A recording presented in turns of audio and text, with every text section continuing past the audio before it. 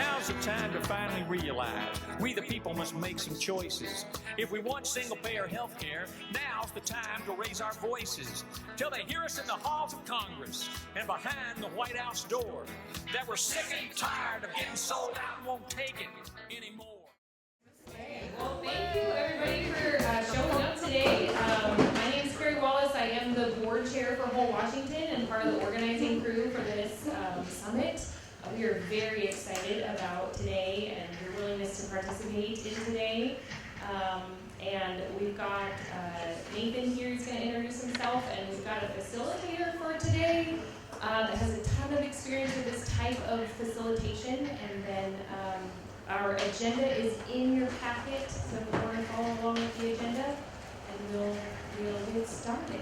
Hi everyone, I'm Nathan Rodke. I am the co-chair of the Healthcare and Human Rights Steering Committee, which is our state's largest coalition fighting for universal healthcare in our state. Really glad to be a part of this. I also work at Washington Can as our healthcare campaign director. And I just want to take a moment to thank everybody for being here and joining us today. I think solidarity in our movement is paramount, no matter what cross-section you're talking about in the progressive movement. Us seeing each other and being with each other really is how we're going to get this done.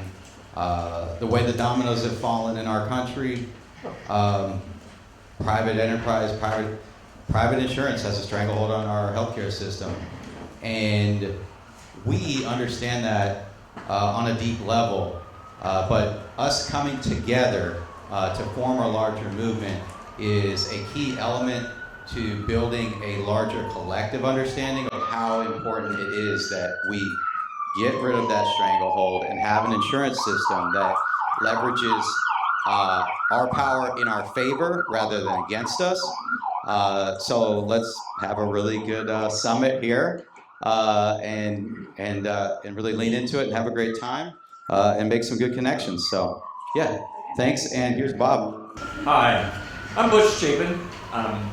I have a lot of history with training and training management. Actually, my day job, I work for the Department of Labor and Industries. I had to take a day off to help with this, but I think it's a great, just a great cause.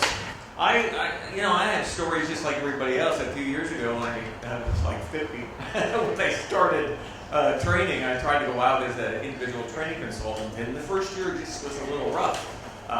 And so things like healthcare and trying to afford insurance as a private person was really difficult back then. And I think it's just as difficult and just as expensive now. So I took a risk and I went without it. And of course then cancer hit. And my wife needed a procedure done, and it was financially just devastating. And things haven't gotten much better. I lost a brother last year, and the healthcare system decided that he didn't need his treatment anymore. So they stopped him, and 5 months later he was dead. So those are personal causes, and I think everybody knows stories like that. And then the other side of that coin is, Carey's my daughter.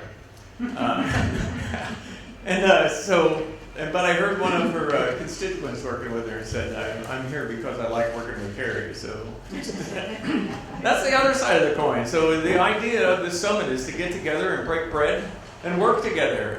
Rose is going to put you to work here in a little bit, and we're going to put you to work this afternoon doing a lot of strategies and trying to find places of commonality, things that we're doing all at the same time, things that we're doing the same. I think you're going to find a lot of people that you can work with in here today, and you're going to find a lot of resources that you didn't know were available, and ideas that we can really bring to bear on this whole process. And so that's really the overarching goal today, is to just work together. A lot of groups are represented, so we brought labor into the house in the front end, and Rose is going to start us off with that. And just working collaboratively with labor is going to be a whole different, we're going to add such a dimension to the approach. It's going to be wonderful. Then we're going to have everybody else kind of introduce themselves moving forward and start working together on it. It is my great pleasure to introduce Rose Roach, who's with us here today from Minneapolis. And she is the national coordinator of the Labor Campaign for Single Payer. which is a great outfit that we've been working together with for years in our Healthcare Human Rights Coalition. She replaced Mark Dudzik, whom you may remember, who was the national coordinator for quite a while and retired. And Rose is also the chair of Healthcare for All Minnesota. So she brings together labor in the national picture and also the work at the state level to achieve universal health care. She retired in 2023 as the executive director of the Minnesota Nurses Association after working in the labor movement for 34 years. For more than 2 decades, she's been involved in the healthcare justice movement, both as a national speaker and a trainer. She served on Minnesota Governor Mark Dayton's healthcare financing task force, as well as Attorney General Keith Ellison's lowering pharmaceutical costs task force. In 2016 and 2020, Rose was recognized as one of the Minnesota Physicians Magazine Quadrennial's top 100 leaders in healthcare, and was the first recipient of Congresswoman Ilhan Omar's Woman's Trailblazer Award this past February. And it's not done here, because she also received the 2019 Minnesota Democratic Farmer Labor Party's Paul Wellstone Lifetime Commitment to Organized Labor Award. So Rose, you're on.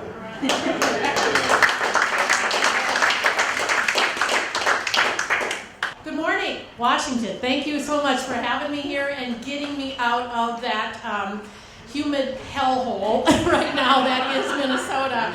Anytime we have a state fair, you know, we have to have high humidity, we have to have lots of high heat, and we also have to have torrential downpours that come out of nowhere. So, greetings from the state of our next vice president. So I'm here with you today to look really at single payer or Medicare for all through the lens of labor and trade unionists. But let me ask first, are there any trade unionists, anybody in the room who is currently in a union or retired from a union? So we're kind of almost at half and half. Awesome, that's wonderful. Now let me ask you, how many times in your union have you been talking about health care besides at the bargaining table? Talking about it away from the bargaining table, talking about it as a big fix, and understand it, that's good, because not a lot of unions are. Right? That's kind of why I'm here and why the labor campaign for single payer actually exists. So we really need to be focusing in on rank and file education, one-on-one organizing, right? That's what we're all about. Those conversations and the bottom-up pressure is going to be key to engaging the labor movement more directly in the healthcare justice movement. So I'm going to provide a portion of my presentation because I'm going to treat you all like you are in a labor union, right? So that you can kind of get a grasp on what's the labor movement experiencing and thinking and why talking to them about this issue is so important. So I'm going to start with some grounding, the realities of what we're facing as workers when it comes to this so-called benefit called health insurance. And then we'll do some interactive work. And you'll get a chance to sharpen your own organizing skills here this morning. The presentation is structured to help us answer these 4 questions. Why should labor care about systemic change to our healthcare system when healthcare is now considered, right, a benefit, and it's tied to employment, so thereby it gives unions some leverage at the table over the non-union workers. The second question is, what's the vision and principles for single payer? How will we make it work better for workers? Why should workers want to see us move to a single payer system? Should we implement a single payer system at the state or at the federal level? Right? Different perspectives on that as well. And then finally, how do we in the labor movement talk to each other about this issue? Or if you're not in the labor movement, how do you talk to somebody who is in the labor movement to bring them into this movement? So that's how I've structured this presentation here this morning. Hopefully I'll hit this the right way. So let's just start with question 1 about why should labor, care about this system, right? Why should they want to change the system as a whole? Well, here's a visual of our current system, right? And no matter how good of a contract that you have when it comes to your health and welfare benefits, this is still the system that you're stuck in and that you are dealing with, right? It's a convoluted mess. And all of those connections within this mess affect us all because they add costs and they create barriers to care. How could such a system be good for workers and the working class? When organizing labor support for the Campaign to Win Single Payer, it's really important to emphasize this system and how it's harming workers. We do not need this complexity. We can move from this thing to this. A streamlined payment system that is publicly financed, privately delivered, and in doing so, workers can halt wage stagnation, which is a real thing for workers, right? That has been happening for decades. That has been caused by trying to fund a system that has no rhyme or reason as to how it's financed. Now we have to admit something. There's a union advantage when it comes to health care and health insurance. There's no question about that. Even though unions in the private sector now represent only about 8% of the workforce, where they do exist, they have absolutely helped to shield working families from the efforts of these corporations to dump healthcare costs on the backs of the individual workers. There is power in union. Nobody is claiming otherwise in talking about why single payer instead of healthcare at the bargaining table. But even though labor does it better and absolutely can get better access, we still remain with this as a big wedge. It's a wedge between employer and employee, but it's also a wedge between employees themselves, right? We still don't have a medical plan that covers everything. We're bargaining separately for our eyes, our ears, and our mouth, right? Employers end up, and many times this is due to the high cost to them as well. We actually have a common enemy if we want to get together with management when it comes to this, because they're looking for ways to avoid having to provide this benefit to certain groups of workers, right? We're moving from, how many hours do you work to qualify. You also have to deal sometimes with, some employers are moving away from dependent care. So they'll pay for the employee, but if you want a family plan, you're going to pick up the additional cost in the family plan, right?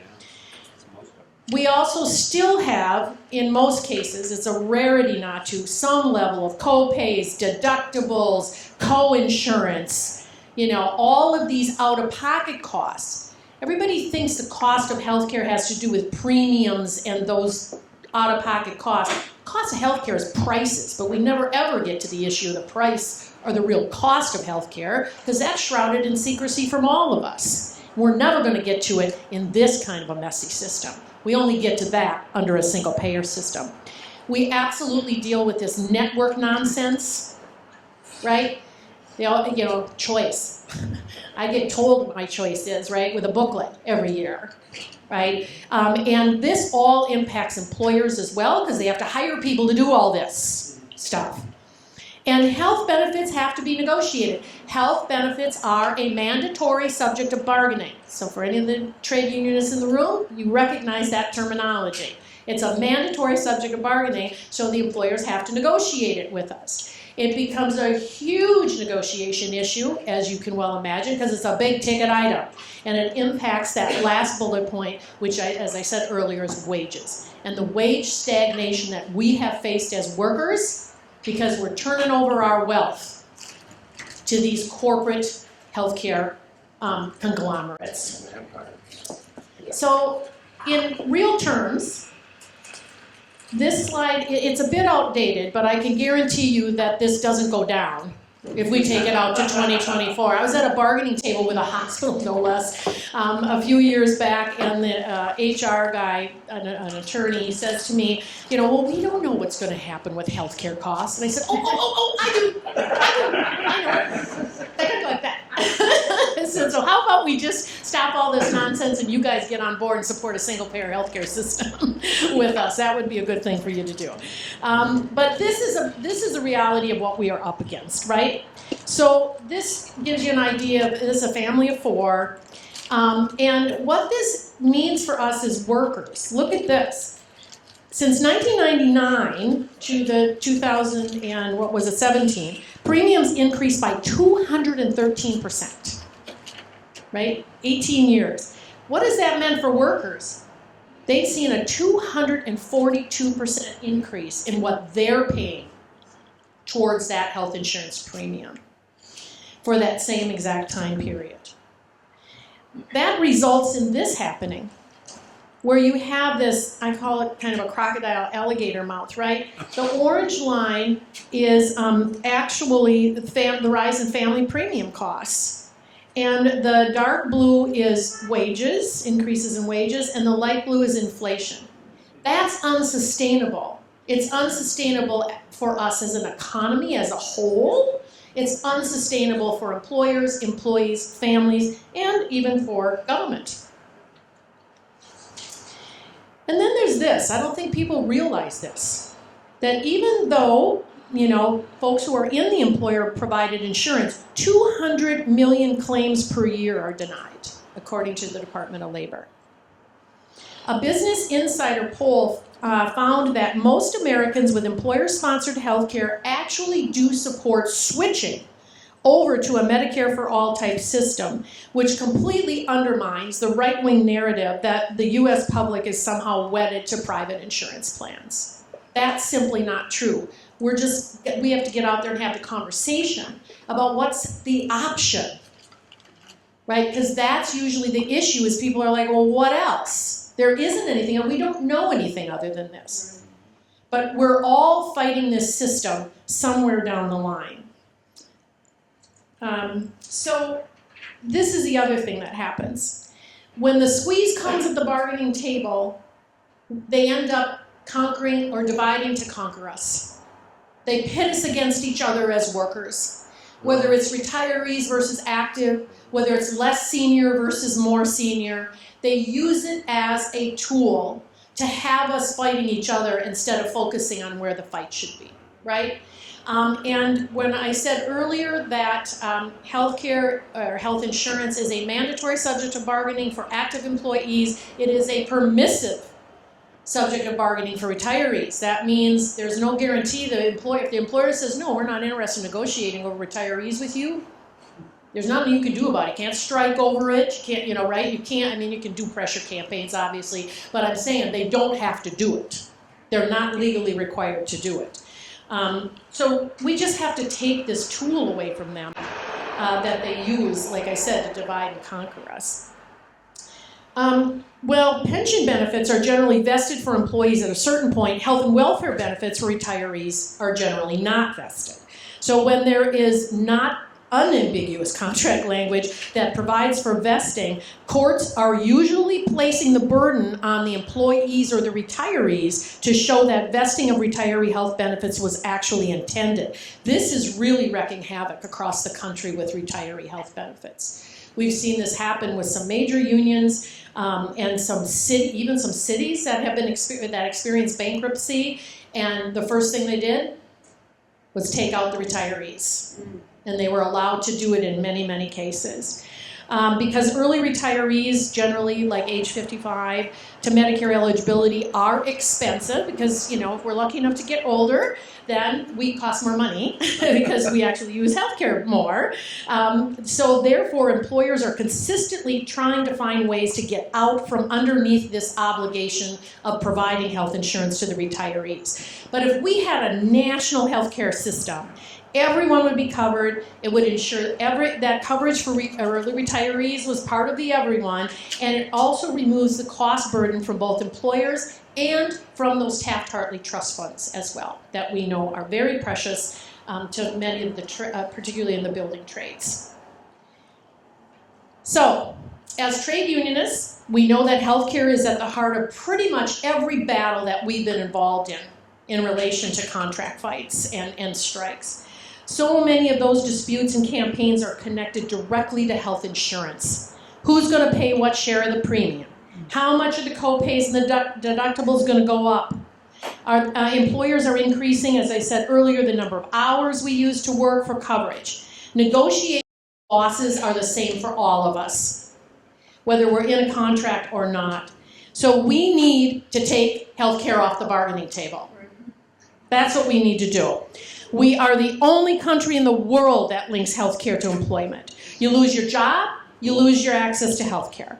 And the bosses have a tendency to bludgeon us with this benefit when it comes to us exercising our right to withhold labor and go on strike. We had 5,000 nurses in Minnesota in 2016 who went on strike for 6 weeks. And the first thing the employer did was stop their access to healthcare and take them off of the health insurance. We had to immediately set up through the union.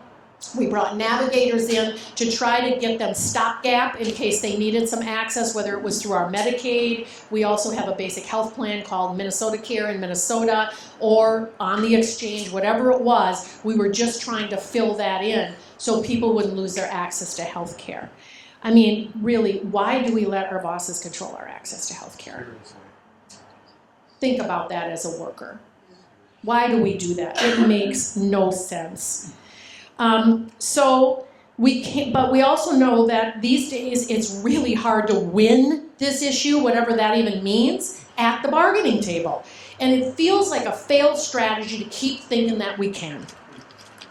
Our job as labor really needs to make health care for all politically possible, because it ain't going to happen without labor. Amen. That's right. Right? So, yeah, that's true, all right? Community groups aren't going to do it alone. Labor ain't going to do it alone. All of us together are going to be able to do it. So in the other industrialized nations in the world who provide health care for all their citizens in some way, these unions in those countries have figured out that they can't keep their own health care if others are struggling to keep theirs. We are tied to one another on that. Think about this: working conditions, child care, elder care, restoration of defined benefit pensions. We have plenty of things in this country as labor, as organized labor, to be fighting about at the table. Plenty of issues. We are faced with a heightened workplace, an unsafe heightened workplace, I should say, and it can be so toxic. Those are all the kinds of things that the unions in these other countries are dealing with because they don't have to worry about health care as one of the things at the bargaining table. Medicare for all, I will argue, is in fact the greatest and ultimate act of solidarity amongst all of us, not just as labor, but as humans. So, what's the vision and the principles for a single-payer healthcare system? That's question number 2. Well, if you're in the labor movement, I pose the question, what model of insurance is compatible with your union values? An injury to one is an injury to all, right? That's one of our values, right? A rising tide, right, lifts all boats. How does health insurance fit into that model? Do we want health insurance or do we want health care? Are they different? You bet they are. They are very different. So, I start with the basics. Let's begin here. What do we envision when we say we're working to achieve a single-payer healthcare system? What are some of the governing principles for such a system to come about and to exist? Well, I would say that first and foremost, it's a system that's grounded in well-being and public health. It's not grounded in profits and politics. We want medical decisions to be left in the hands of doctors and patients, not insurance companies and not government bureaucracies. Right? The whole it's socialized medicine thing. That's what we're talking about here. So it's real simple. We all know this as part of the movement. Everybody in, nobody out. The only qualifier is being a human being. That's it. Because that's how you protect public health. Nurses will tell you that. That's how we protect public health. If COVID taught us nothing else, it should have taught us who deserves health care. Everybody. Period. Just that simple. And if it's a medical need, guess what? It's covered. No more insuring our eyes, ears, and teeth separately. No more struggles with getting direct access to mental health and substance dependency needs. No more spending down every penny of savings or cashing in your life insurance policy just to get long-term care. I bet a bunch of us have dealt with parents or whatever that we've had to deal with that issue. Those are all healthcare needs, and they shouldn't be separate of the healthcare system. Choice. We hear about choice. As I said earlier, we want to choose doctors, clinics, hospitals, not an insurance plan, right? And that's where real choice and real freedom exists, is inside a single-payer healthcare type system. There's more than enough money in the current system. We just need to reallocate it to care, remove the unnecessary and burdensome and costly bureaucracy, pay fairly for it, and pay in a timely manner, and just simplify it. You know, I want to back up one bit to, this issue of, I go around and I hear people say, well, maybe we should be able to buy plans that, like, don't cover things we're not going to need. Like, I'm a man and I'm not going to need maternity care. Well, you were a fetus once. What kind of insanity is that when we, again, this divide, like splitting us up to think that way, that doesn't even make it doesn't make economic sense. It certainly isn't a humanity issue, right? And I do want to address this, because this is critically important. The labor movement is grounded in this belief, as I said earlier, that an injury to one is an injury to all. Trade unionists must actively engage in the fight against racism. And since the fight for health justice overlaps with the fight for both racial and worker justice, tying those movements together will resonate with unions. Most unions are engaged now in campaigns internally to combat racism and do the hard work of becoming anti-racist organizations. So injecting health justice and racial health justice into that work really makes perfect sense. Racial and ethnic disparities resulting from institutional racism, including historical underfunding of care for communities of color, ongoing wealth and income gaps, and suppression of voting and political power to address these inequalities, have led to higher rates of morbidity and mortality for Black and Brown Americans. In addition, historical forces that led to disproportionate representation in lower waged and frontline jobs, and increasing the risk of overcrowding in workplaces and in homes and in many of the country. This has meant mostly it has impacted people of color in the communities, and they have had a higher likelihood of contracting COVID back during the pandemic because of it. So to address these inequities, single payer would provide truly universal coverage, birth to death, payments based on global budgets that reflect overall regional needs. What are the regional needs of that community on health, not whether or not that healthcare system is going to make a profit or currently turning a profit at a particular facility. All of this, and allowing payments to match current operating budgets and facilitate the gradual redistribution of this funding among hospitals so that these resources go to the communities most in need, will make a huge difference in tackling racism inside of the healthcare system. Regular reporting also of healthcare disparities can be more readily addressed and directed in a system that is actually a system, right? Because right now we don't really have a system. Racism is indeed a public health crisis in this country, and it is the labor movements having a history as a partner to the civil rights movement. It is our responsibility to make anti-racism work, our work. Specifically. And so that, I believe, is another thing in which we can highlight when talking with trade unionists. So, bottom line, why should labor support Medicare for all? Well, insurance benefits is nothing, as I said earlier, but a transfer of our wealth to the corporate bosses. We don't need to have them controlling our access to health care. Labor should support single payer or Medicare for all so we don't die younger than we need to, because we are actually covered. All of our medical needs, every part of the physiological and psychological body are covered. It takes control of our access to health out of the hands of our bosses. It reduces the costs by cutting administration, not by denying care. Important point, right? It pays those who do the work fairly and in a timely manner. It's simple and understandable as a payment system. Medicare for All provides a just transition for those doing the administrative work within the current system that would no longer be needed. So we made sure, as the labor campaign has been in the room with your representative, Pramila Jayapal, with Bernie Sanders, to make sure that the section on a just transition is strong and recognizes respect for those workers to help them recover, find work, be retrained, and guess what? They won't lose access to health care in the process, right? So we know that based on numerous studies that Medicare for All a system saves money, covers everyone, improves quality, and most importantly, saves lives. Everything else we're trying to do in the meantime is more expensive, more wasteful, and it is just plain unhealthy for us. So, should we do it at a state level or should we do it at a federal level? Big question, right? And I don't know that I'm going to give you a hard answer on that. We'll just share some thoughts about it.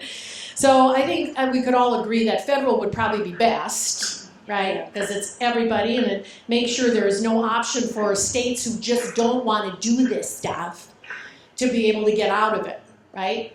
I mean, you all know that Medicare is a federal program, Medicaid's a state-administered program, although there's federal funding provided to it. That was a compromise in the negotiation of the Medicare-Medicaid bill back in the 60s, because basically the Dixiecrats in the South didn't want to provide, if they didn't want to, they didn't want to expand health care basically to black and brown people. They wanted to continue to discriminate like they were doing in their hospitals, in their clinics. So that's why you have Medicaid rules are different like in every state, because the state sets that program up, right? Very specifically. So for labor, it would be particularly easier to do it on a federal level as well. I think you all know that, there are national unions that are broken into like regional areas, so they cross over states. So if you're going to do it by a state, it's that whole question of live here, work here. How exactly does that work? Or they get it from a trust fund now. So what does that look like if the state is providing it versus the trust fund? Just lots more to think about if it's done by a state. So the federal would ensure that we're all in this together. We all have the stake in the success and the structure and the rules of the system. And it'd be very similar to how Social Security works, right? Social Security started in California, my understanding is. Yeah, that it started in a state. A state first started it and tried it. And everybody's like, hey. That looks like kind of a good idea, right? Why don't we do that? The federal and the House bills, I just want to mention, have similar provisions for how the system would be established and run, including universality, comprehensiveness in services covered, elimination of financial barriers like copays and deductibles. It's based on ability to pay, so everyone will pay something.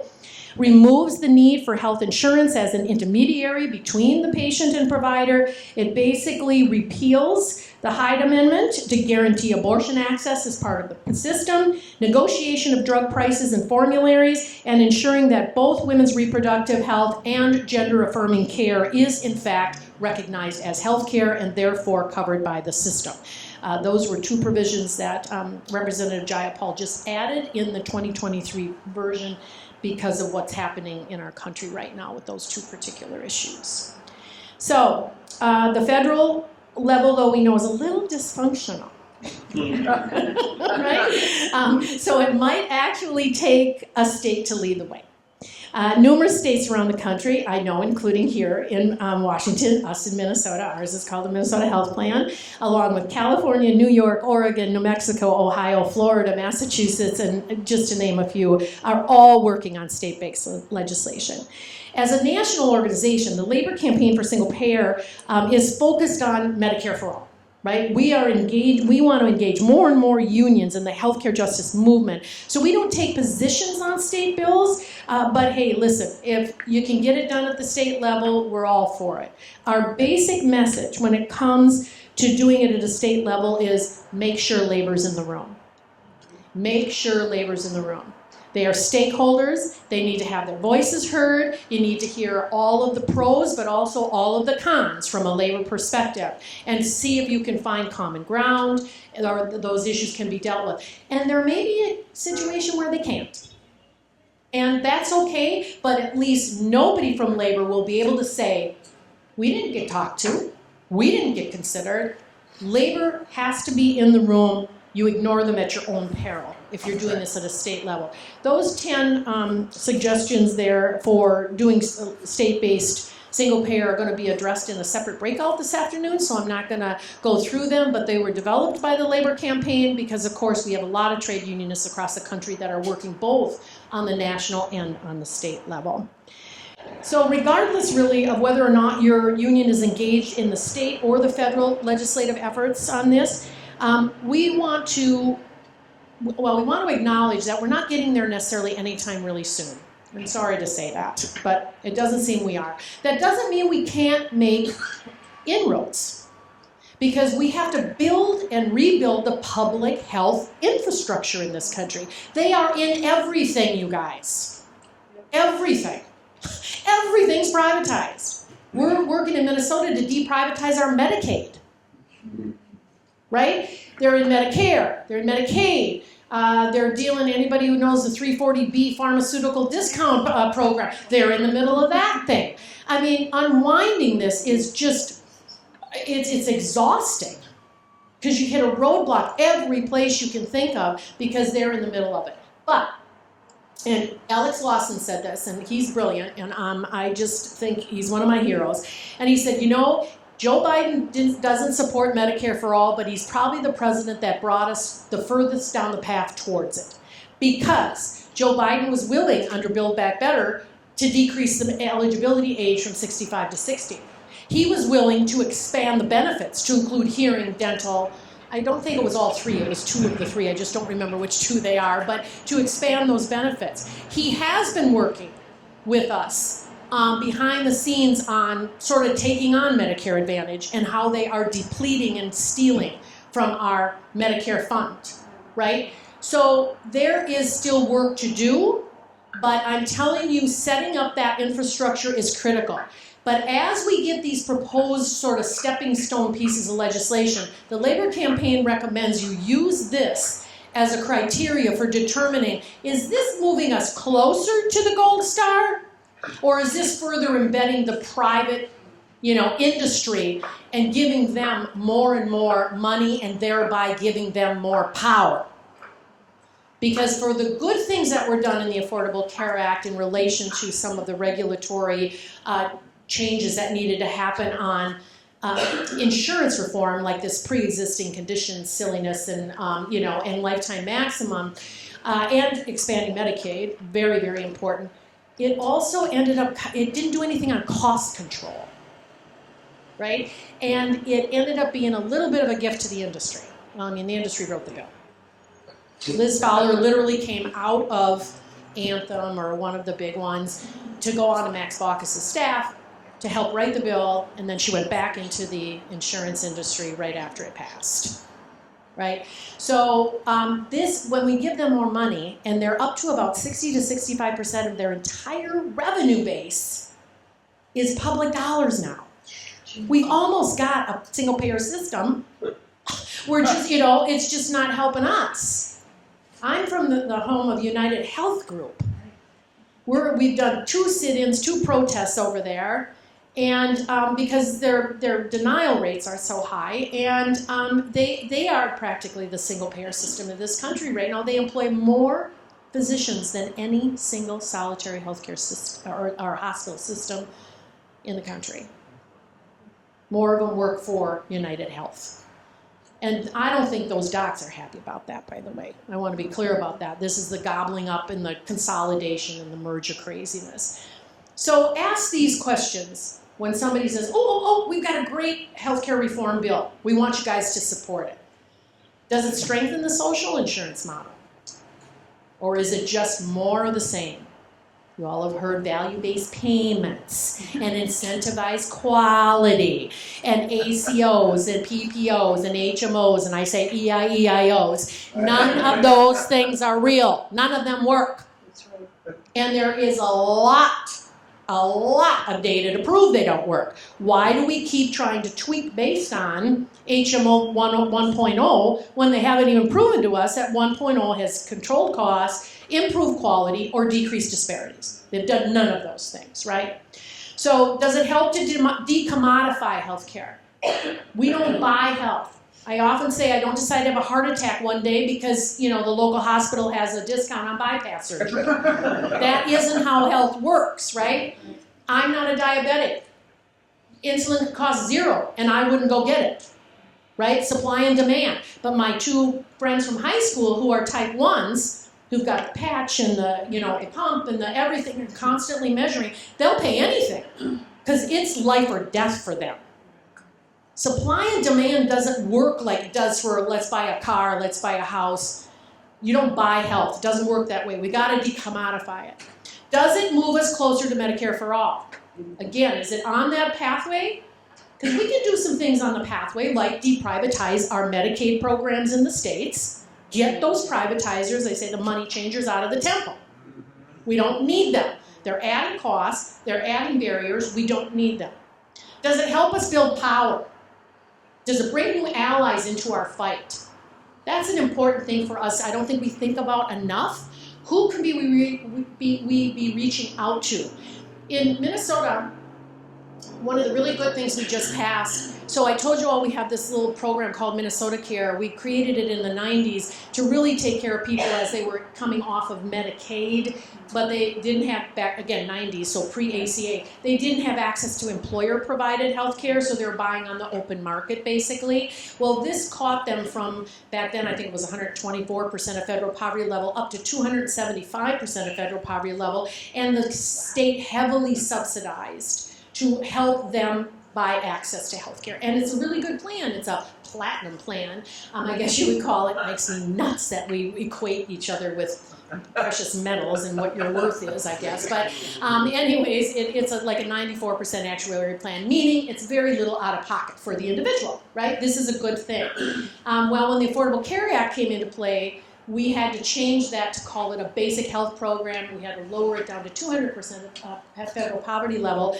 But it's still, and it's been privatized, just like Medicaid. So we're working on dealing with that as well. But one of the things in conversation with particularly the Latinx community, and in dealing with undocumented families, friends, and neighbors who can't access through Medicaid or Medicare, we were able to expand Minnesota Care now to those families.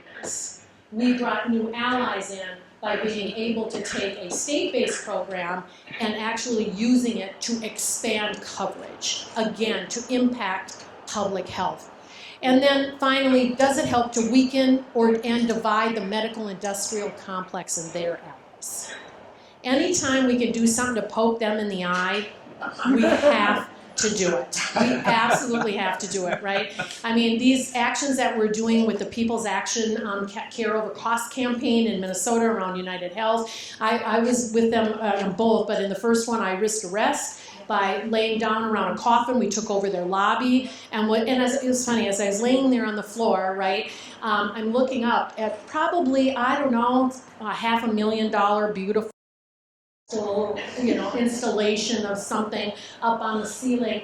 It's like, boy, how many lives could have been saved right, with that. And they didn't want to arrest us because there were too many of us. This hair is gray underneath. There were too many gray hairs there, one being an 87-year-old retired pathologist, God bless Dr. Crossan, who was laying on the floor and refusing to get up and leave that place because they were killing people in there by denying claims. And we said we can't let people come to work here anymore because they're just going to hurt people. And I will sidestep for 1 second to tell you that, you sometimes think, a small group of people, right, 100, 125 of us, what are we going to get? You know what we got? We got a meeting with the 3 chief medical officers of United Health. The largest healthcare corporation in the world sat down with a group of activists, including patients who were able to confront them directly about the fact that they had claims denied. And they had open claims, and their life was depending on that claim getting paid so they could get their next treatment in 3 weeks. All those patients' claims got resolved through that meeting. Now that isn't good enough because there are far too many that are still out there. We shouldn't have to go one-on-one, right, to these medical officers. But we also had, in Minnesota, there's a healthcare system called Allina, and it has now become the largest bargaining unit of physicians in the state, or in the country. 600 doctors organized with Doctors Council of SEIU, and they're at the bargaining table right now, and one of their lead organizers came to this meeting and confronted those chief medical officers about their claims that they hardly ever deny care and that they use evidence-based standards when they make those decisions. I guess none of you, if any, I know there are a few doctors here in the audience and nurses, you don't use evidence-based, I guess, medicine when you're actually treating a patient one-on-one. It's only the ones who are sitting in the C-suites that do that, I guess. So this organizer, he'd never been involved, I don't think, in labor or movements and stuff. He said, never in my wildest dreams did I think I would ever get a chance to sit toe-to-toe with the chief medical officers of the largest corporation in the world and tell them, what's what, basically. But it was very, very powerful. So anything we could do to call out the bad guy, we should make sure to do that. So I thought maybe right now, before we take a break, just questions, take off the thoughts about you're in labor or whatever, and tell me what worked, what didn't, what questions do you have? Yes, sir. Yeah, my name's Andre. Hi, Andre. Thank you so much for this presentation, by the way, really wonderful. So I have worked on a couple of ballot initiative campaigns, single-payer ballot initiative campaigns, and one of the best parts about that is you get to speak with a lot of people and have those conversations. And so I'm going to summarize something that was just kind of said in passing by a UPS worker, unionized UPS worker. And so this worker was kind of open to single payer, but a little skeptical. And one thing he said was, well, I believe that we receive very good health care, and part of the reason for that is because effectively by bargaining for an active workforce, they are able to get a pretty good deal because we're all healthy, we don't have super high medical needs, and we know that, right around when they retire, they're going to be moved into the Medicare system. And so I guess my question is, do you see that as a significant barrier to labor support where maybe they're in this kind of sweet spot where they're able to cover their workforce for kind of cheaper because they're not covering the people with the highest medical needs? Yeah, absolutely. I mean, it's sort of a core issue inside of labor, particularly for some unions who either have, whether they get their health benefits through a Taft-Hartley Trust fund, or whether they do it like Unite here, particularly down in Vegas, right, in Nevada and stuff. They literally have like a healthcare system. I mean, they contract directly through the union and providers to get, they kind of cut the middleman out, right? That's not, unfortunately, the norm. And if you are at the bargaining table, anybody ever been at the bargaining table in the room? Some negotiators in here? Yeah.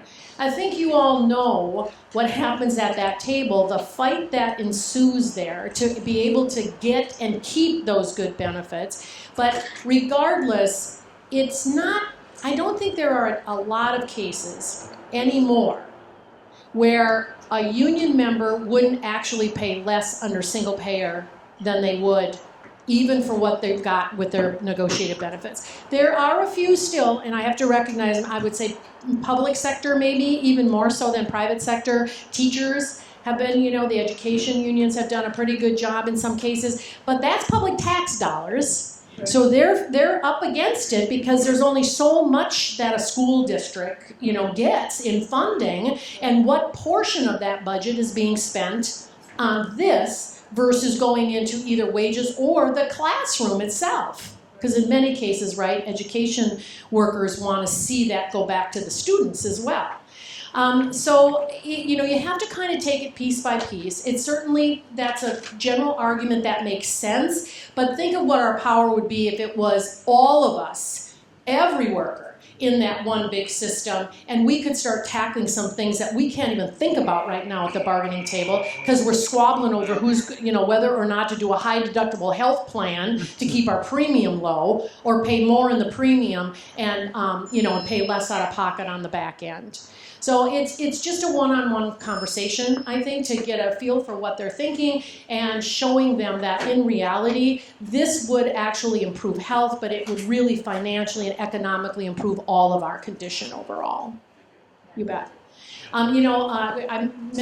Earlier I mentioned Congresswoman, Ilhan Omar, and she put together a group of canvassers. Her district is very blue in general, but it's got purple sections, right? And she had those canvassers go out door to door, not just to Democratic doors, every door in that particular neighborhood, and not talk about her at all, but actually to talk about how is the healthcare system working for you and your family?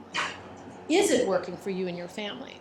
Has it been a hindrance to you being able to actually access healthcare? And in doing that, even the doors that people had said, I'm a Republican or I lean more conservative, they were willing to have that conversation because unfortunately, it really kind of doesn't matter what party you're in, what your immigration status is, anything. You've got a healthcare horror story, unfortunately. Almost all of us have heard one or experienced one from someone that we love, right, or ourselves. And in those cases, they were kind of surprised that they didn't get doors slammed on them, or people say, "Hey, social life status, get away from me." I mean, a few people were just like, "This is not my gig," right? But they were respectful. But even many that saw it differently through a conservative frame were like, "No, Medicare makes sense. Why don't we just do Medicare, even though it's got its flaws and has to be improved?" But they get the concept that it's a guaranteed access at some level, right? So if that's helpful. Yeah, Rodke, go ahead. Would you comment on the reality that now Medicare is 54% controlled by Medicare Advantage, the private sector, and how that intersects with Medicare for All and what you think needs to be done? Yeah, absolutely. Well, you guys are all sort of the launching pad for what needs to be done with, thanks to Robbie and Pissarra, the Pissarra members that are all in here as well. So from the labor campaign perspective, and something we're working really hard on, particularly with labor, inside the House of Labor, because you might all know that the AFL-CIO actually promotes Medicare Advantage plans via Union Plus. And if you are bargaining retiree benefits, in many cases, what gets put on the table? Medicare Advantage, because Medicare Advantage is cheaper, meaning the premium looks cheaper. And by the way, I don't call them Medicare Advantage plans anymore. I call them corporate Advantage plans because they aren't Medicare and they aren't an advantage. And not when it comes right down to it, right? So, but we have to think about this strategically, which is why I so appreciate Pissarra stepping up with the idea of leveling the playing field. We're not going to get Medicare for all if Medicare is going to be completely privatized. Right. And that's the path we're on, right? That's not good for patients, it's not good for providers, and it's clearly not good for the government because they're spending way more money inside of those privatized plans than they are in traditional Medicare. And so what we're saying is we level the playing field. We find out where they're stealing money from us by overbilling and overpayments. We take that money, because we're already paying it, and let's use it to make traditional Medicare better. Let's improve the benefits. Let's deal with the out-of-pocket costs that you have to deal with a supplemental plan in Medicare and things of that nature. Let's deal with that and take back our traditional Medicare for us as the public. We shouldn't let them destroy it. So this whole issue of deprivatization, the tip of that iceberg is Medicare right now. We don't want Medicare Advantage for all. We want Medicare for all, That's right. right? But it's an improved and expanded Medicare. So when I talked about these stepping stones, these are things that are leading us on a pathway to what we hope to be Medicare for all. Right now, our fight is to protect and save traditional Medicare, improve it, and I do think that we are also trying to reach out to the Harris-Wallace campaign to have that conversation with them, because we think that this is a winning issue to protect and to save Medicare for all of us. I remember back when we were doing the ACA thing back in 2008 or 9, 10, right? And they did the town hall meetings and the birth of the Tea Party, right, came about, and we were doing a forum. I lived in California at the time, in Stockton, in the Central Valley, Cesar Chavez territory, we had some folks out there in the audience that were definitely more, Tea Party leaning, and one of them raised her hand. She said, well, Medicare is just going broke anyways, isn't it? And I said, are you worried about that? And she's probably in her 50s, and she goes, well, yeah. I said, why?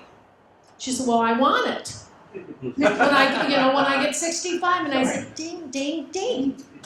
See, that's all we're talking about, that everybody gets it. Why do you have to wait to 65 to get it? If you look at the national bills, they have a whole section on transition. Because if they passed it today, we would not have Medicare for all or cards tomorrow in our pockets. It's going to take a while. Guess what? What are we waiting for? Why do we have to wait to pass the whole bill to transition? Let's start transitioning now. Because they do talk about lowering the age and then putting 0 to 18 in it, right? Because part of the issue, and you raised it, when you've got a pool of young, healthy people, it doesn't seem like very much cost. Talk to employers that are smaller employers and don't have a big, huge workforce, and one of them had a premature baby. One of them was in a car accident. One of them got diagnosed with leukemia. All of a sudden, the insurance company will come back to the table and say, well, sorry, you're going to have a 25% increase in your premium because somebody used it. Right? Like it was supposed to be. We used to get that at the bargaining table all the time, and I would sit across from them and say, so can you please produce for me your profit margins and your profit schedules and everything? I want to see your profit and loss statement that you say that this group of paraeducators in a school district who are, paying $1,800 a month for an premium. They're literally working for nothing for the school district. It's strictly to cover their family with health insurance. You want to tell me that you have to raise a premium by 25% because one of them had a premature baby? Get the hell out of here, right? I mean, it just drives you crazy when you have that kind of stuff. So that's what you end up with at the bargaining table when they say we got a young, healthy pool. Maybe today you do. Tomorrow it might be an entirely different story. But does that answer that, Robbie? Just tackling it from thinking about this as stepping stones by making Medicare better. God forbid we continue down this path. Far too many people are in privatized Medicare, and they are not happy with that. Many of them are struggling. Some are good. And if you're good, I'm glad for you, because I don't want you to have barriers. But far too many seniors and enrollees are telling us at the labor campaign, at the Reclaim Medicare table, where Robbie and I both sit, that they are constantly denied claims, prior authorizations. They find out something's out of network. They go into an ER and the doctor's out of network. But you're in a hospital that's in network. See what I mean? Those are games. None of those are healthcare strategy. They're all business strategies. They have nothing to do with getting us healthier. Yes, ma'am. I just want to share with everybody really quickly that I am one of the victims of denials. I just came back from Istanbul, Turkey, where I got healthcare done. 3 MRIs, 3 X-rays, 2 doctor visits with the best spinal clinic in Turkey, $230. That's what healthcare should look like. That's right. That's exactly right. So I have a question for you, though. Okay. Because of the fiasco that happened in Massachusetts with the student health care and the corporate Friends Against Health Care Act, Do you think that labor might be, is that a motivator? Is that a good tool to use to open discussion? Yeah, I think it is, and I'll talk about that in the next section a little bit, but this whole issue of what corporatized healthcare is doing to workers inside of healthcare. If you happen to be a healthcare worker, you know what you're up against there. This is the story of private equity purchasing a bunch of healthcare facilities and then doing what private equity does, right? They run it around to create their margin and their profit. They sell it off, get rid of it, and now there are huge communities with healthcare deserts in them because they have no access to their hospitals or these clinics because they've been shut down because of it. It's absolutely horrifying. And in this stepping stone stuff, one of the things I'll be talking, I know, to the Minnesota AFL-CIO about coming up with our next session next year is I'm meeting with our Attorney General, who's Keith Ellison. We're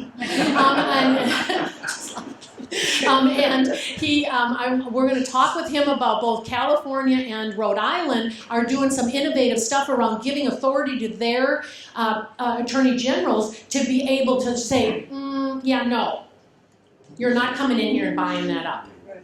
I mean, literally stopping it in its tracks. He loves that kind of stuff because he says he's the people's attorney and he's all about making people afford their lives, and I'm convinced he will take this on. So I think getting labor to back, because it's impacting not just communities and maybe even like facilities inside their trust funds or their networks or whatever, but we should care about each other as workers. Look what's happening to those workers out in Massachusetts, very close to the Massachusetts Nurses Association and MassCare folks out there, so I'm aware of what's happening with Stewart, and I think it's a great entrance into the conversation about corporate healthcare. One of the biggest challenges that's always brought forward, and it's very labor-centric, is ERISA.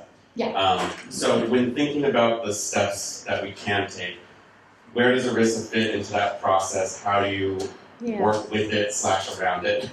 So in Minnesota, because we're running a bill too in Minnesota, right? And our author is Senator John Marty, and he's written a book called, what is it called, Healthcare, the Minnesota Health Plan.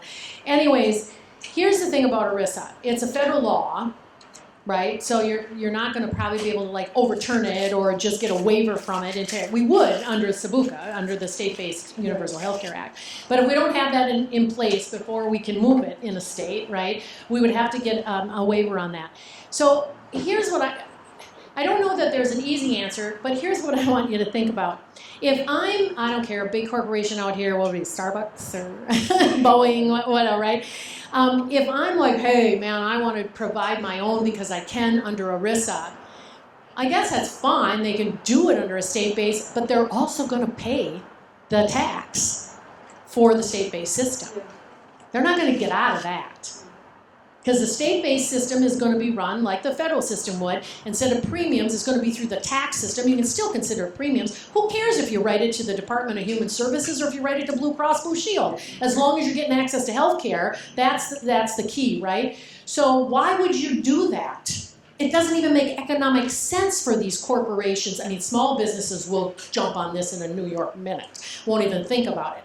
But these big corporate conglomerates, the question is, do you really want to continue your healthcare program when in fact you're going to be paying a tax for your workers to get it and you don't have to pay for your own? Why would you economically do that? And they still might do it. I don't know if I really don't know that on a state level that we can get around that and like force Boeing to, put them in there. But Boeing's unionized, right? So at the table, and we got contract language for this if you'd like it. We've got sample contract language.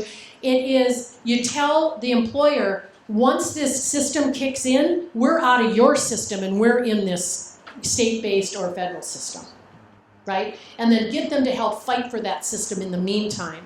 Because if we can get more and more employers in this fight, that really helps us as well. Right? So I don't know if that helps at all because ERISA is an issue. There's no question about it. There's not an easy answer from a state level, but SABUCA is the best answer, the State-Based Universal Healthcare Act. On the other hand, just being economically sensible seems to be one argument you could at least try. But again, it's corporate power, so God only knows, right? So the last question about how do we talk to union members, whether we're in a union ourselves or not.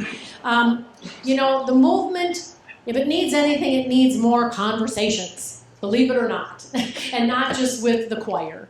right? Because you all believe in this, that's why you're here. But we need them more than we need billboards or TV ads or newspaper editorials, because we all know that we're not going to win Medicare for all until we have a powerful enough movement of real people that forces elected officials to do what we want them to do, right? We can't match our opposition's money, but we can match them on people power. We truly can. And keep in mind that people don't change their minds or join something after reading studies or looking at graphs. Some of us do. Some of us are goofy that way. So it might excite some of you in the room, but the average American isn't going to be moved to a change that they've been conditioned to think of as government-controlled, right, healthcare or socialism just by looking at a chart. Right? That's not going to work. So what they're going to do is change their mind, or they're going to join our movement because they had a meaningful conversation, and even better if that meaningful conversation is with somebody that they know and trust. So union leaders, members, and staff who are here in the room, we know that conversations are the basic building block of organizing, right? A lot has to happen before people show up in the streets. Jillian Mason, you may know her from Healthcare Now, she says if you hold a march without organizing, you're just going for a walk. That's right. And I think that's exactly right. So think back to the first time that you came out to a rally or a lobby day, or that you came out for a march for a new issue, something you hadn't been involved in yet. Or even you made a call to a legislator. Did you do it because you just saw it on a Facebook post? Or was that Facebook post somebody you knew and trusted and thought, uh-oh, what's going on here, right? Or was it because you had a one-on-one conversation with a family member who said, I'm being harmed. Here's what I'm up against. I'm going to have to cash in retirement because I have cancer. And you're like, oh my God, this doesn't seem right. Those kinds of things are what really get us involved. You may not have known much about the issue until that one person reached out to you. It may have taken a number of asks before you agreed to do something, but that's organizing, folks. Sometimes it's easy to forget that the very basic human parts of organizing is that people want to be invited. They want to be asked to do something. A lot of people in the labor movement, I don't know about all of you who are here from there, we would ask nurses, well, why didn't you get involved? Well, nobody asked, right? That's way too often the answer. We got to be asking. They want to feel part of something. They don't want to feel out of place. So before we can expect someone to become a Medicare for all diehard activist, we have to make sure that they know that they're wanted, that their story matters, and that they are already actually, even though they don't know it, experts at this broken healthcare system. So there are best practices for having an organizing conversation, right? The office. And they will work with anyone. So if you're used to one-on-one conversations from a labor organizing perspective, you'd be probably talking to a coworker about maybe a strike vote coming up, or maybe you're talking to a new worker in an unorganized facility and you're trying to get them to join the union, right? But if you're canvassing for a candidate or even an issue, you probably won't know the people that you're talking to, right? But those two things kind of have definitive ways in which to have those conversations. But how about these kinds of organic conversations? The grocery store, I don't know, you bump into somebody and they say something about, that they're struggling and it's due to medical debt or something. You would be surprised. Wear a button sometime and see how many people. I have the Mad as Hell Doctors one still. I should have worn it. The white ribbon that just says single payer now. That's all it says, and people will be like, "What? What is that?" And my answer is, no insurance companies in healthcare. What? Really? They get that right away, and that just sparks a conversation, right? You're sitting in the doctor's waiting room. There might be a conversation there to be had. So if you're like me, the third kind of conversation that I just talked about is really the most awkward. If you're out doing worksite visits or canvassing, the whole goal is to have meaningful conversations so you know pretty much what you're in for as you venture out there. But if you're in a grocery store or you see your neighbor who suddenly shares that they're choosing the store brand ice cream because they have medical debt, you might be caught off guard. But those conversations can really make such a difference. You don't have to jump right to legislation or policy. Just let people feel that frustration and that anger about what's happening to them. Remind them that this country is the outlier. We're the only ones that do healthcare this way. Just have a basic human conversation with people. So we really get hung up a lot of times because we don't think that we're the right person, right, to have these conversations. Because we're not an expert in health economics, or we don't understand insurance risk pools. Well, maybe we haven't got an advanced degree in communications or political science, but that really does not matter. Because unless you have never once interacted with the United States healthcare system, you are an expert on this subject. You and your loved ones probably have unlimited stories about waiting for, delaying, or skipping care. You've probably been surprised by an out-of-network bill or a big price tag at the pharmacy, right? You're the right messenger. You truly are. You are also passionate clearly about this issue because you are here today. You have a vision for a better way to do this. People want a reason to hope. At least most of them do, right? So more than likely, the people that you talk to are going to trust you, and they're going to value what you have to say. They know you as a friend or a neighbor, or a fellow union member, or a coworker. I'd even argue that they value what you have to say more than the stranger with the degree in health economics. Because those folks can drown you in some of that stuff. But don't worry about having the perfect language either. Please don't worry about things like that, or have the opinion polls or all the data at the tip of your fingertips or your tongue. Just focus on what you want the person to feel after they're done talking with you. Do you want them to feel like, I really don't want to talk to this weirdo anymore, right? Or do you want them to feel like, oh my gosh, I am so outraged, I'm so glad to learn that Rose feels like this too. Right? I'm glad I bumped into her at the grocery store. I want to join her really cool healthcare justice movement and find out more ways that I can help. It's just that simple.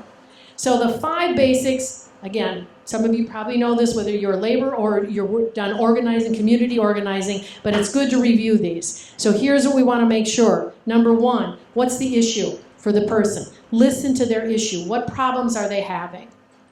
Number 2 is, how do we take that problem and sort of agitate about it? Because it's like, yeah, that doesn't have to be a problem.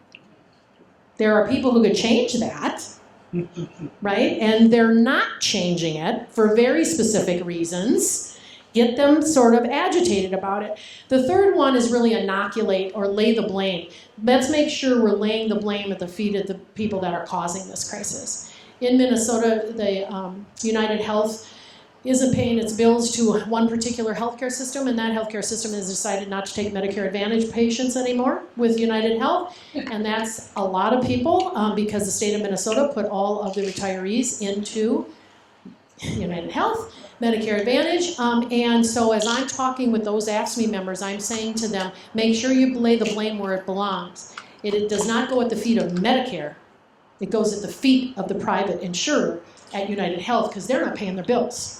You're getting treatment your doctor says you need, and United Health is up in their ivory tower going, yeah, we just ran that through an artificial intelligence algorithm, and you actually didn't need that. Right? So we're not going to pay that claim.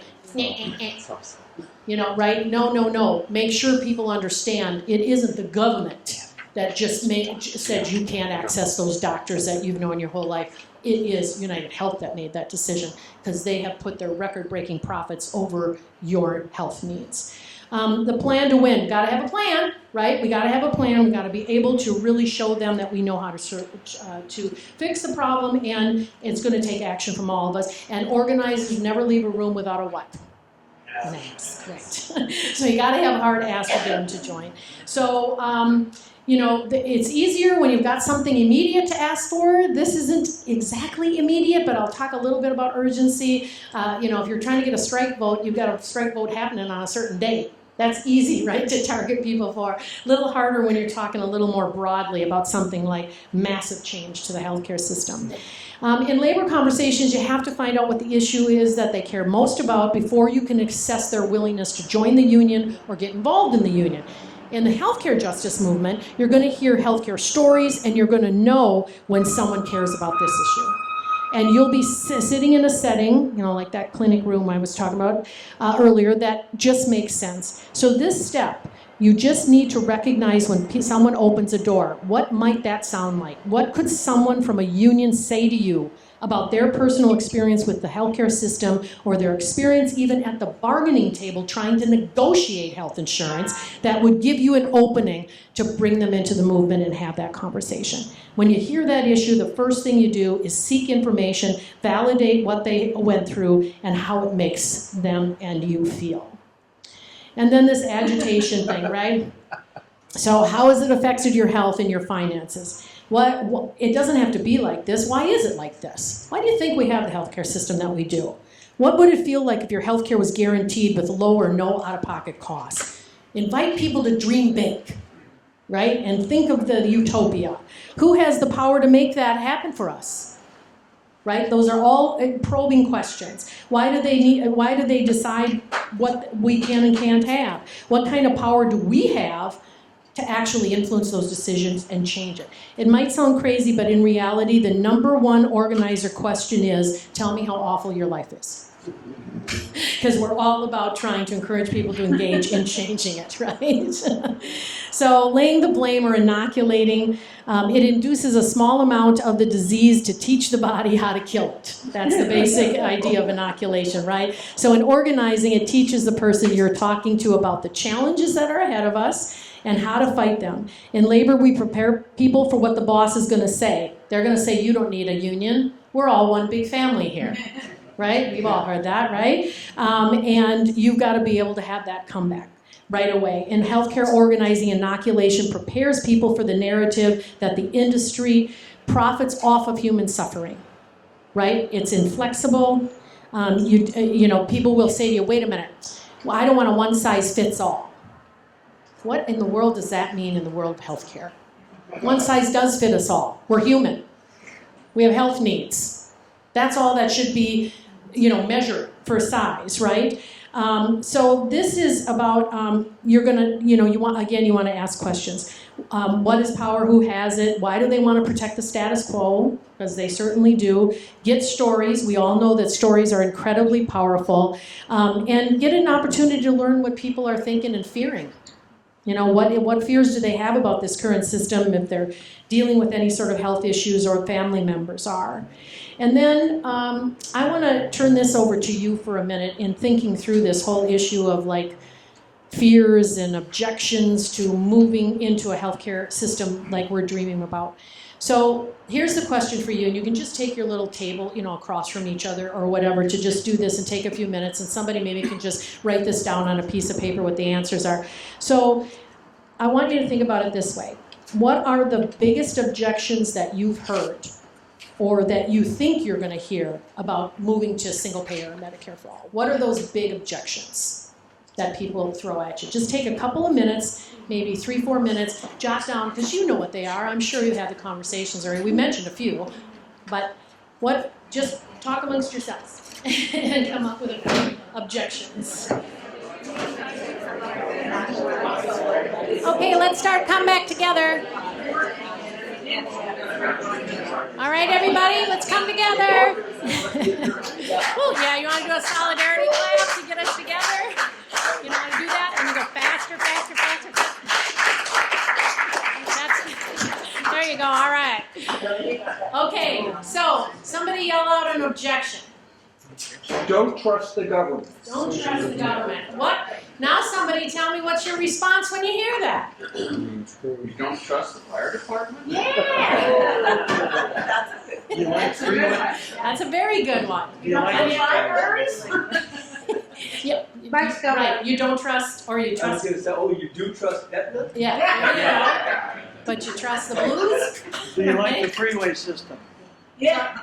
What's that? Do you like the freeway system? There you go. Right? Yes. You're right. Let's vote them all out and replace them. Lose what I have. Yeah. Okay, there's another one. I'm going to lose what I have. What would be some good responses for I'm going to lose what I have? What's that? Taxes will have to go up. Oh, that's another objection. Let's see if we get a response for I'm going to lose what I have, and then David, that's an important one. So Actually, let me say that a little different. We will lose what we fought so hard to win at the bargaining table. Right. Yes. Yep. You're already losing it. Yeah, right. Because I guess the question is your health insurance now as good as it was 30 years ago? Even at the bargaining table. I don't know about the rest of you in labor, but we always had to give something.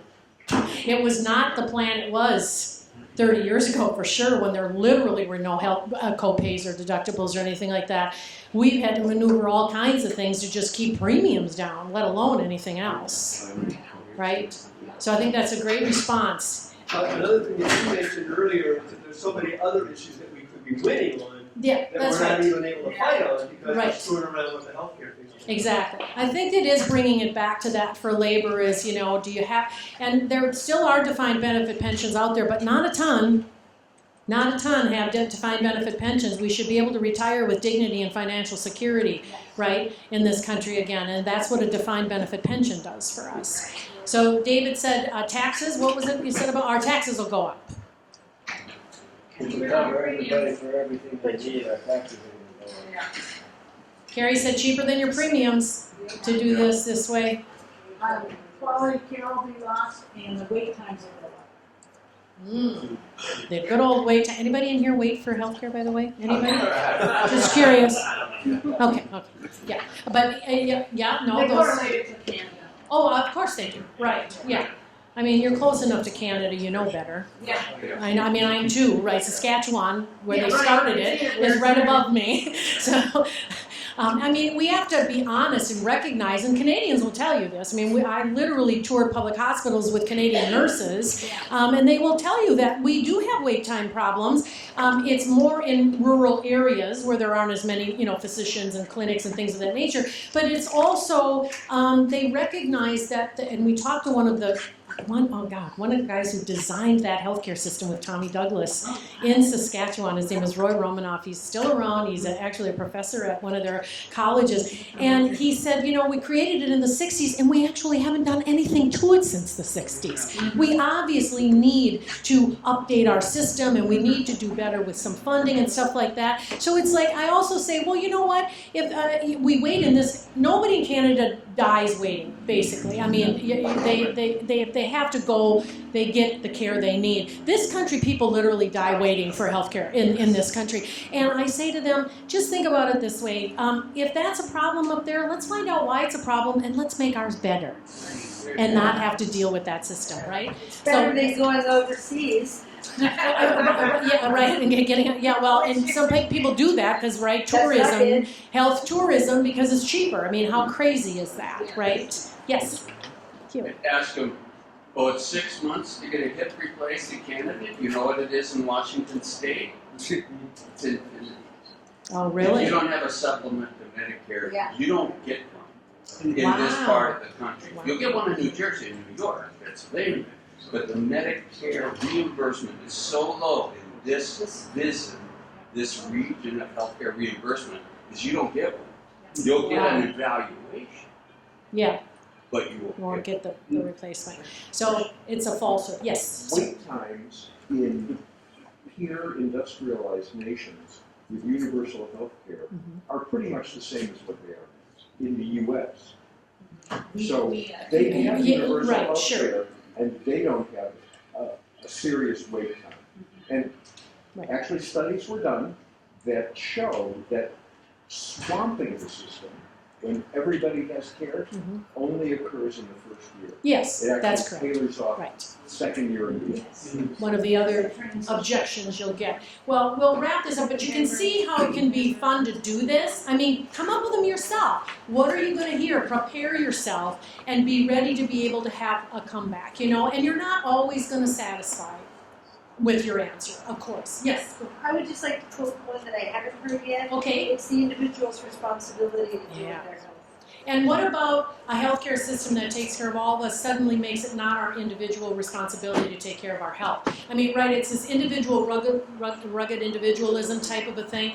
Of course it's up to that we should be like eating better and, you know, more fruits and vegetables and, you know, we should be exercising more. Those things are not, however, the big cost drivers in our system, just so you know. They smoke more in Europe than we do. They do all kinds of things over there that would actually lead them to have worse health outcomes, and guess what? They have better. So yes, you're right. As individuals, we should take good care of ourselves, but as individuals, we should take care of each other too, because health is public.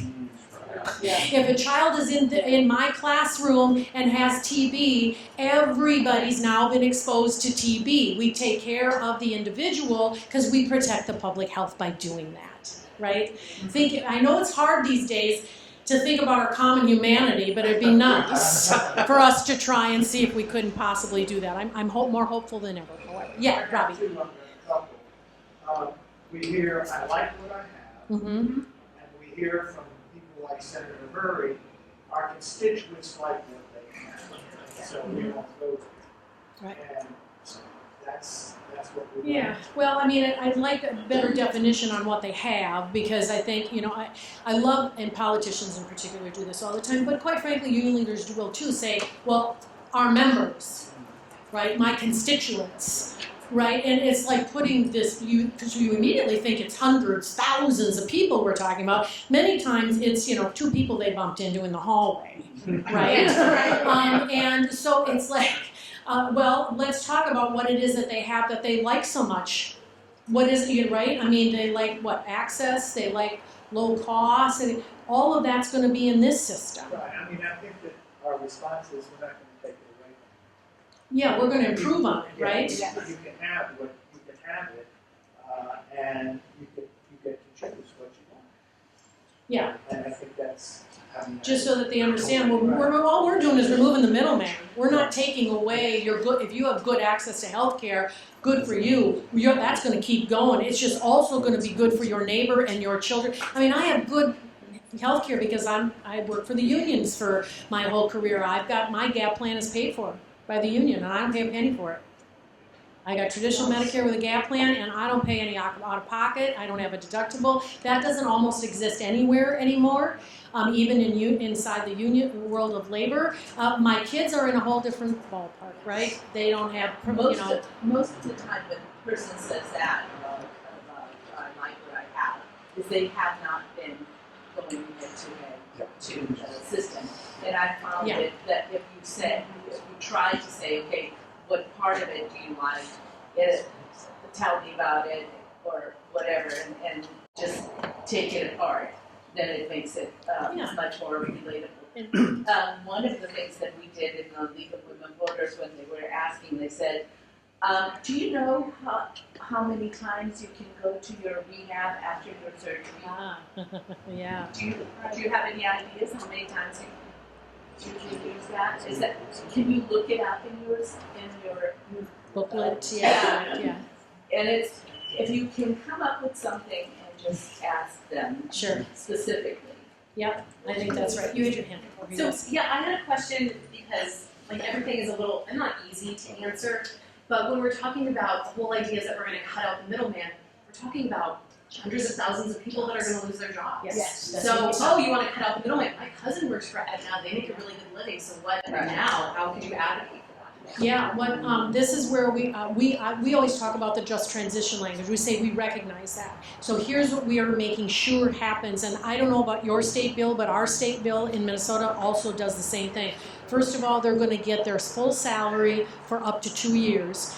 And during that time, they can go and train or retrain for something different. Now, there's a lot of like healthcare professionals inside of the industrial complex. We would like to see them go back to the bedside because we could use more nurses and doctors, right, actually out at the bedside. And they won't lose their healthcare. Well, they've lost a job. They won't lose their healthcare. And they will, they'll have an opportunity to retrain after that period of time and re-enter the workforce. I mean, and I don't mean to be insensitive about this. I'm just going to do a statistic thing, and statistics feel kind of like, they seem sort of frozen. But it's something like 1.7 million people will lose their jobs if we go to single payer. in this country every year, 60 million people regularly lose their job. So as a percent of that, I mean, you know, guys, what am I thinking of? The people who put the horseshoes on horses. Barriers. They lost some jobs when we went to automobiles, right? I mean, and that, I mean, because we turn over, right? That happens. But we're sensitive about it. We understand that those people are going to lose their livelihood. We don't want them to, so we're going to make sure they are protected and taken care of. Right? Yes. We don't have buffalo hunters or whalers. Yeah, that's right. Yeah. On the national plan, 5% of Jayapal's bill, 5% of the budget is to pay for unemployment and retraining. That's exactly right. That's right. Yeah, valid point. So I'm going to just go through these last 2 slides because I like to be sensitive to time, but I do think that these are important to just mention. On a plan to win, again, this is all about sort of what is the plan and what is the ask going to be. Medicare for All feels kind of far away because we're in a multi-decade and counting movement to actually create a better healthcare system. A model for the work we're doing is the American women's suffrage movement. This photo is from 1914, and if you remember your American history, the women's suffrage movement began in 1848 with the Seneca Falls Convention. White women won the right to vote in 1920. So thinking about this, it's the stuff I talked about earlier. We've got to expose the evildoers. March on those, insurance companies when their claims denials come out. We've done it before, we'll do it again, and we can get claims covered. We're still, even though we're still moving a single payer, a state bill, do an analysis if you haven't done the cost analysis yet. We're in the midst of that in Minnesota. That's going to really help us be able to answer the question of how do you pay for it, what's it going to cost me to actually be part of that system, right? Saying things like our group has a goal to have 100 conversations about healthcare at this weekend's crowd canvas, and we want to sign up 10 new volunteers. Will you volunteer? Will you be one of those new volunteers, right? And so describe the goal, how we're going to get there so this person feels like they're really involved in something and that can be fun for them, right? And the ask. So we all know this. You've got to directly ask somebody to do something and get a commitment from them. I'm from Minnesota. The passive-aggressive thing is very real there, i.e. Governor Walz. We don't like to get to the point, right? But we just have to kind of get over it. In organizing, there's a saying that says yes means maybe and maybe means no. Okay, you got that? Yes means maybe until they're actually at the canvas, at the rally, right? Seats in, butts in seats, right? So if they say no and it's something insurmountable, I'm going to be in the hospital, I'm having surgery that week or something, then you can let it go. But if it's I'm busy or maybe, try to ask a follow-up question. Is there a reason why you're not feeling good about this particular action? It might be, I got kids. And I got to be home for the kids. Well, guess what? We're providing childcare. Or this is a child-friendly event. We want the kids to be there, right? You may have an answer that can actually bring them back in again to the movement. And it isn't about being pushy. You want to give them a way to participate because they've expressed an interest in this issue. That's how we build real power, one person at a time. Because human beings don't want to disappoint someone they like. So if it is somebody they know and like and respect and they've said yes to them, there's a better chance that they'll actually show up in the long run. Remember? Right? And reminders. Again, organizers in the room know this. You don't just take the yes today for something 2 weeks from now. You're putting in a reminder. Call, text, email, something the night, 2 days before, the night before, whatever, to make sure they don't forget that they promised to show up. So be a good listener. That means you talk 20% of the time and listen 80%. Don't assume you know what the person's condition or struggles are. Ask them, listen, and then find that common ground to talk with them about it. Don't try to solve the problem or pitch Medicare for All necessarily as the solution right at the beginning, right?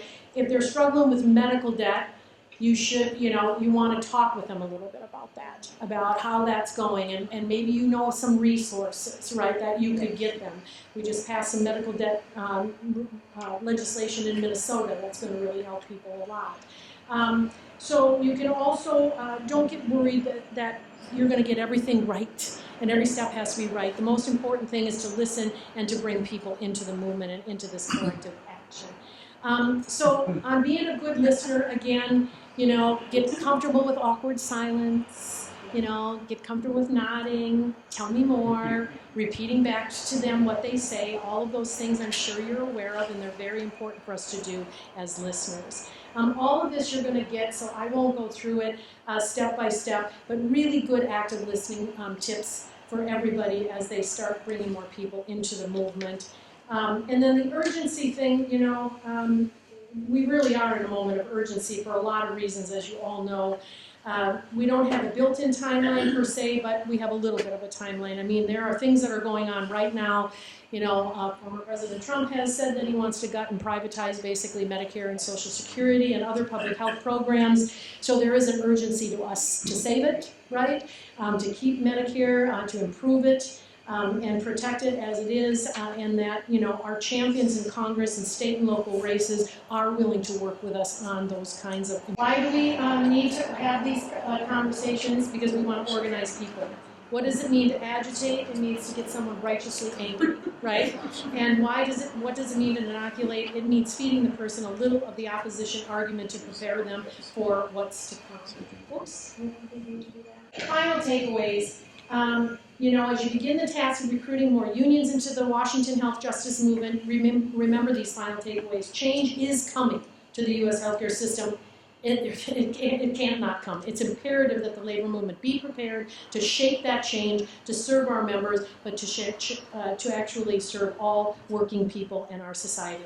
The $4.5 trillion that we currently spend on healthcare could be used to pay for system-based things that are based, for a system that is based on humane principles. Improved Medicare for all. It would take healthcare off the bargaining table, allowing us to use our bargaining power to improve wages, pensions, and working conditions. In the last 40 years, the ultra-rich have robbed working people of trillions of dollars of wealth that we created for them.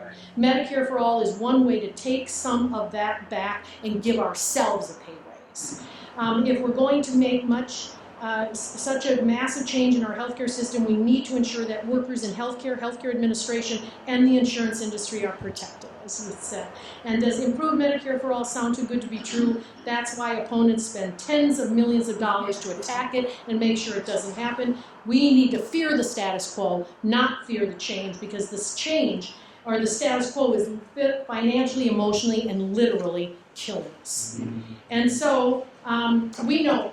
I'll wrap it up here. We know that healthcare is at the heart of almost every battle unions face today. So many contracts are dealing with these issues, and so we can't win it at the table. So our access to healthcare has to be taken away as a weapon in the class warfare that we are all engaged in. Our job is to make healthcare for all politically possible by moving from resolutionary politics to revolutionary politics. Right? We have to move from transactional representation to transformational change in the labor movement and in the health justice movement. And we do that by building a powerful worker, patient, provider-centered healthcare system and a campaign, because as the grasshopper in the movie A Bug's Life has said, you let one ant stand up to us and they all might stand up to us. Those puny little ants outnumber us 100 to 1, and if they ever figure that out, there goes our way of life. Well, we've figured it out, and there goes their way of life. Si se puede, everybody.